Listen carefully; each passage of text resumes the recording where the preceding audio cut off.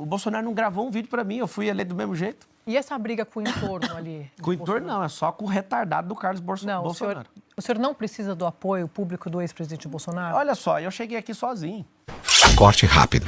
Sem padrinho político, sem coligação política, sem dinheiro público e agora sem redes sociais. Tá tudo bem. Eu tô mostrando pro povo quem eu sou. Tô mostrando que eu sou resistente. Tô ouvindo a Mônica, entendendo que tem coisas que a gente tem que viabilizar e tá tudo certo. Você me deu o conselho, eu vou seguir, vou fazer a representação no partido. Foi um conselho, Cada um falou. foi uma provocação. Foi ótimo. Eu sou alguém que não para de crescer porque eu gosto de ouvir conselho, eu gosto de aprender. O Bolsonaro, para mim, tá tudo bem. E você falou uma coisa que a direita tá rachada, a direita não tá rachada. Não. Quando a gente é de verdade, a gente briga. É igual em família. Então, eles não são de direita, o senhor é de direita? Não tá rachado. São todos família. O senhor também faz parte da família. Nós temos Bolsonaro. Princípios. A família dele é os filhos dele. Ele tem 4, eu tenho meus 4 filhos. Mas eu não entendi, desculpa. Corte rápido. Então, explica. É porque a direita não tem um dono. Diferente de alguém na esquerda que reza uma cartilha de forma emburrecida. Mas quem é o principal líder da direita hoje? É claro que é o Bolsonaro. Que isso, ele foi o cara que acendeu a presidência Então, volta para a minha pergunta inicial. Como que o senhor vai convencer o eleitor de direita? Eu não vou convencer o eleitor de Bolsonaro, eu só estou mostrando quem eu sou, é só ver o que eu posso fazer. Mas olha só, aqui na última pesquisa da Datafolha, mostrou que o senhor tem 44% dos eleitores que dizem que votaram em Bolsonaro, dizem que votam no senhor, e o Nunes tem 30%. Então, ele vai perder todos os eleitores do Bolsonaro, porque eles vão descobrir que ele apoia a ideologia de gênero, ele vai descobrir que ele é abortista, vai descobrir que um monte de coisa que a direita pira com essa Mas o senhor acabou de dizer que Bolsonaro é o principal líder da direita. É mesmo, só que as pessoas não têm Mas se ele disser, não vote no Marçal, como ele está dizendo, vota no Nunes. Pode ficar à vontade. Mas como faz com o eleitor? Posso fazer nada, eu vou mostrar meu trabalho do mesmo jeito, eu já estou sozinho, ele nunca encostou na minha campanha. Quando eu fui eleito deputado federal, o Bolsonaro não gravou um vídeo para mim, eu fui eleito do mesmo jeito. E essa briga com o entorno ali? Com o entorno não, é só com o retardado do Carlos Bolsonaro. Corte rápido. Tem o Carlos Bolsonaro, que tem feito críticas ao senhor, Ele atrapalhou, nós perdemos a presidência da República. Deixa eu concluir, por favor. Desculpa, vai lá. E tem o deputado Eduardo Bolsonaro, inclusive deputado federal eleito aqui por São Paulo, uma base gigantesca. Muito top, eu entendo. Mas ele está atacando o senhor. Duros, né? Que dureza. Lê os comentários do vídeo. Não, mas o senhor falou que eu estou respondendo ao Carlos. Não, eu só tenho problema com o Carlos, tenho problema com o Eduardo. Mas o Eduardo tem problema com o senhor, né? Porque ele fez o seguinte, eleição é complicado demais. Quando acaba a eleição, bandeira branca, para com a guerra. Eu sou crítico do presidente Lula. Você vai ver, vai acabar a eleição, vou deixar ele em paz. Eu não quero que ele dê errado, eu quero que ele faça um bom governo. E quero que ele aposente igual o Biden, que ele tenha essa sensibilidade. Depois da eleição, é só um idiota que continua a guerra. Eleição é um período de guerra. Todo mundo fica pondo na minha conta que eu faço isso e aquilo. O Boulos me xinga de bandido junto com o Lula lá no palanque esse final de semana. Chama de ladrão, de não sei o quê. Eu não sou, nunca peguei nada de ninguém. Se achar alguma coisa que eu peguei, eu pago. É só me dar o Pix que eu pago. A eleição vale tudo. Tabata tá falando loucura de mim, tá tudo certo. Eu tô até com preguiça de processar esse povo. Eles estão me processando, eu entendo, tal, mas eleição é um negócio absurdo. Bolsonaro tem meu respeito, eu gosto dele. Alguém gostando ou não, eu gosto dele. Ele errou em muitas coisas? Sim, nós aprendemos com isso. Só um bobo que não aprende. Agora, se ele seguir o caminho com o Nunes, que eu acho que ele vai seguir, porque ele deu a palavra, e no almoço que eu tive com ele algumas semanas atrás, ele falou, não tem como eu voltar atrás. E eu falei, tá tudo bem, eu não estou te pedindo. Sim, e eu falei isso para ele no almoço, eu não estou pedindo seu apoio. Eu vim trocar ideia com você e pedir conselho, é diferente. Ele me deu 3 conselhos, eu segui os 3 e funcionou. Mas a questão é que não é que ele não está apoiando o senhor, ele foi crítico, inclusive, ao senhor. Claro, mas no meio da eleição. Essa candidatura não tem nada a ver comigo. Mas não tem mesmo. O senhor se ressente desse comportamento dele? Não, eu estou acabando de explicar que é eleição, eles vão fazer de tudo. O Carlos, ao invés de preocupar com o Ramagem, que inclusive eu vou ajudar, porque o Carlos está mais focado em mim em São Paulo, e eu vou levar essa eleição no primeiro turno. Eu vou ajudar até no do Rio de Janeiro, porque vai ser feia a eleição lá. Porque você tem que focar na de lá. Mas, candidato... Só que eles estão preocupados porque as pessoas votam por princípios, valores e propósitos. O que está acontecendo? Não está batendo. Por que eu estou em paz em relação a isso e por que eu assumi a liderança dessa corrida eleitoral agora? Com pouco dinheiro, só com o celular, um sonho, Deus e o povo. Só. O senhor não quer ser o líder da direita? Não precisa. Esse não é o objetivo do senhor. Eu quero que tenha 1000 Bolsonaros, eu quero que tenha 1000 Pablos, eu quero que tenha 1000 Nicolas. Mas tem espaço para os 2 líderes? O senhor falou que ele é o maior líder. Ele é o maior, ninguém vai tirar isso dele. Nem o senhor. Mas pra quê? Eu não quero esse peso, eu não quero ser o cara, nada disso, só quero servir o povo de São Paulo. Mas a partir do momento que, contra a indicação dele, o senhor puxa esse eleitor, porque eu acompanhei a Andréa falando muito sobre isso, a gente conversou todo mundo com as fontes. O senhor também está na eleição, então vai fazer o discurso que considerar mais aprazível, inclusive para não causar rejeição nesse eleitor que tem uma admiração muito grande pelo presidente Bolsonaro. Mas a grande questão é que a gente passou a ouvir dos auxiliares ali mais próximos, né? O Pablo Marçal não quer estar com, ele quer ser o. Credo, eu já tenho minha identidade, eu sou o Pablo Marçal. O senhor suplantasse o que é. O senhor considera, por exemplo, que a liderança, de certa forma, dele pagou o preço pela derrota na eleição e pode estar superada? Esse é o temor do entorno. A gente perdeu a eleição por causa do Carlos Bolsonaro. A começo de conversa é essa. Mas o senhor acha que o ex-presidente, o Carlos, faz alguma coisa sem estar avalizado pelo pai? É claro, é ele que responde à rede social. E eu dei aquela resposta porque eu já sabia que era o Carlos. Inclusive, mandei no WhatsApp do presidente. Falei, você que respondeu nunca aquilo ali, né? A gente troca ideia pelo WhatsApp. O que ele respondeu para o senhor? Ele me mandou as justificativas dele depois da censura. Acabou que ele não respondeu esse caso. O que acontece? O Carlos é um cara ciumento, todo mundo estiver assistindo, olha lá, vai lá, Jair Bolsonaro, vê se o Jair segue a esposa. Mas o senhor acha que o ex-presidente vai ficar contra o próprio filho? Claro que não, mas eu já poupei demais o Carlos por conta do presidente. Só que no meio da eleição, o cara lá do Rio de Janeiro, que não está vencendo a eleição dele, quer preocupar com a minha, que já está aqui bem encaminhada. Mas ele está preocupado com a eleição do senhor, é isso que a gente está falando, está preocupado com o domínio dessa base que o senhor já viu o senhor falando. Eu não quero tomar nada do Bolsonaro, não. A liberdade não tem dono. É isso. Eu não estou assumindo liderança de Bolsonaro. Bolsonaro, ele tinha 3 ações que estavam tornando ele inelegível. Inclusive, deixa registrado que eu acho injusto. Reverteu uma, falta reverter 2. Vai ter meu apoio para a presidência em 2026, que eu sei que ele vai conseguir reverter. Eu imagino que ele está apoiando o Centrão para conseguir reverter essa inelegibilidade, eu entendo ele. Só que a gente não pode entregar São Paulo para pessoas que não têm os mesmos compromissos que a gente.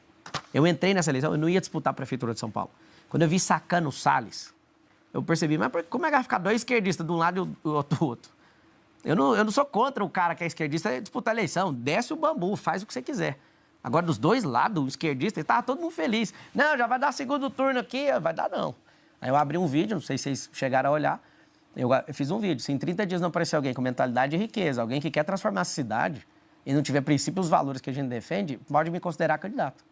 Candidato, eu queria pegar carona numa pergunta da Mônica sobre o quão execuível é ou são propostas suas. O senhor disse, por exemplo, que vai gerar 2 milhões de empregos na periferia. Quem vai gerar são as empresas. Eu vou facilitar a liberação fundiária, vou trazer empresas e vou promover gente. Tá. Através dos braços de ensino que eu falei. Que vão ser dentro das próprias empresas. Eu já uso esse método e já multipliquei para muitas empresas, inclusive, e funciona. Ah, eu atravessei você, Camarote? Não, mas pode fazer a pergunta. Ok. O senhor sabe quantos empregos, segundo o IBGE, formais e informais, o Brasil criou nos últimos 12 meses? O senhor não precisa saber desse número, tá? Só para deixar claro. 2,9 milhões. O senhor promete para a periferia de São Paulo, é quase o que faz o Brasil inteiro. Você voltou com o presidente incompetente. E informal. Acho que não é uma questão de incompetência colocar, aqui. Tem mais de 2.800 cidades no Brasil com gente de Bolsa Família ao invés de ter emprego. Candidato, olha só. E proibindo essas pessoas de ter emprego. É por isso que não gera mais emprego. Eu fico com a sensação um pouco de venda de terreno na Lua quando o senhor fala desses 2 milhões. Mas vamos lá. Se a gente for pegar, por exemplo, a sua promessa de zerar em 18 meses a fila para cirurgia, certo? Hoje, por exemplo, no Brasil, faz-se 2.400 cirurgias por dia. Cirurgias eletivas. Para zerar em 18 semanas, seriam 1.730 cirurgias por dia só na cidade de São Paulo. Isso mesmo. Sabe o que a gente vai fazer? Convênio com outras cidades, convênio com o governo do estado, mutirão. Nós vamos pegar toda a ociosidade de todos os hospitais particulares, não só da cidade de São Paulo, mas do interior, aonde couber.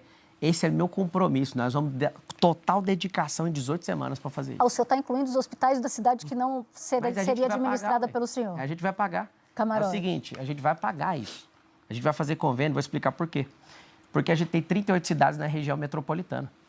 E aí o que acontece? A gente precisa da ajuda de todo mundo. Eu vou abrir o jogo. A gente precisa cuidar das pessoas em primeiro lugar. Tem gente morrendo em fila de hospital porque não tem cirurgia, não está conseguindo.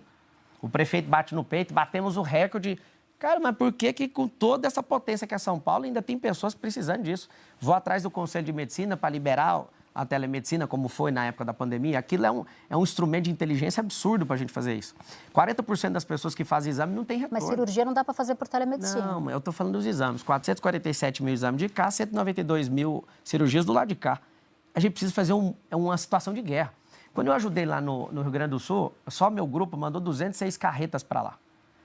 E eu vi que se a gente é comprometido em fazer isso, foram 4 milhões de quilos de suprimento. Mandei todas as minhas aeronaves, pedi aeronave para um monte de amiga, a gente usava aeronave para mandar medicamento. Fizemos uma desossa em 33 dias. Uma das minhas empresas ficou com o portão aberto 33 dias. Ô, candidato, mas vamos voltar aqui para a cidade de São Paulo. Deixa eu só terminar a resposta dela, por favor. Não, porque o senhor está falando do Rio Grande do Sul. Mas é porque eu fui o ator lá.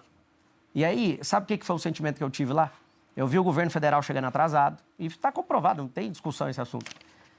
Eu percebi que se a gente parar no sistema de mutirão, a gente resolve qualquer problema. Eu vou fazer isso em São Paulo. Eu fiz no Rio Grande do Sul, vou fazer em São Paulo. Eu estou fazendo isso em Angola, vou fazer aqui em São Paulo. Eu sei como é que faz. Eu não sou um garoto que está sonhando com um Brasil melhor.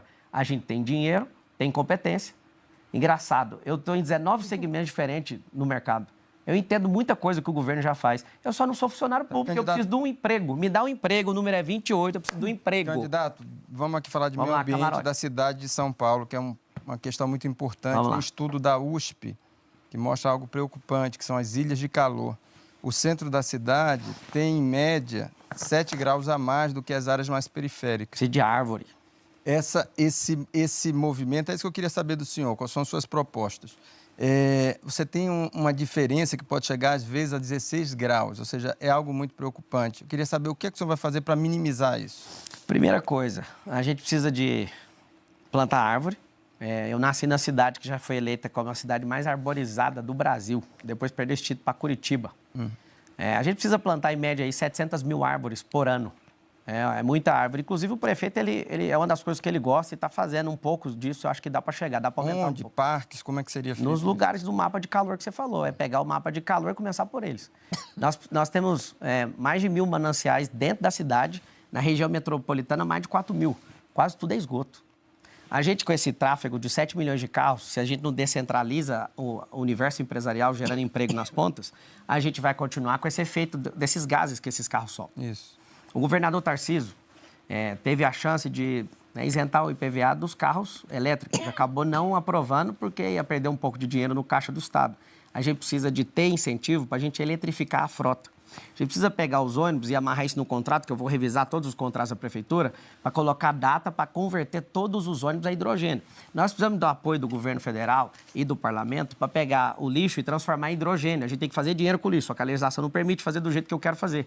Então, assim, a gente tem um grande desafio, não é só plantar árvore, é eletrificar a frota, eu preciso do governador para fazer isso, porque a gente não consegue dar um salto se não tiver isenção de IPVA. Você vai em Brasília, tem isenção de IPVA. Você está aqui em São Paulo, ele quase levou isso, mas entre aspas, perder dinheiro agora para a gente salvar a cidade, salvar o Estado. Ele acabou não fazendo. É uma coisa que eu quero insistir, por mais que foi decidido, eu acredito que para eletrificar essa frota tem que fazer isso. A gente, na situação que a gente teve também no Rio Grande do Sul, e aqui tem alagamento, precisa fazer as caixas de escoamento, as caixas de brita, pegar todos os espaços e plantar muita árvore. Acho que vai ser umas 700 mil por ano, esse é o número, salvo engano, que a gente pode fazer. Então, assim, a cidade de São Paulo, ela precisa disso, mas para ela respirar, precisa de qualidade de ar. Quem está estragando a qualidade do ar? A velocidade do trânsito. Por isso, os bolsões. O teleférico é limpo, mas é para a comunidade, não é solução de trânsito. A gente precisa de criar, precisa de terminar o Rodoanel, o Norte, que tem 44 quilômetros, que está lá sem terminar, já foram investidos 5 bilhões de reais e ninguém fala nada. Nós precisamos cair para dentro disso, precisa tratar 40% de saneamento básico. Eu sei que é do governador, mas um prefeito bem intencionado ajuda o governador. Eu quero o tempo todo ajudar, quero limpar esses mananciais, isso é uma dedicação minha pessoal. Eu quero fazer isso. O senhor citou o Ricardo Salles, né? Agora, quando ele estava com a pré-candidatura colocada e foi retirada. O senhor acha que ele é uma referência na defesa do meio ambiente? Eu não sei se ele é uma referência, mas ele é um cara sério. Se ele é referência, eu não sei, mas no Ministério da Marina está um caos. Tem muito mais queimada agora no da Marina do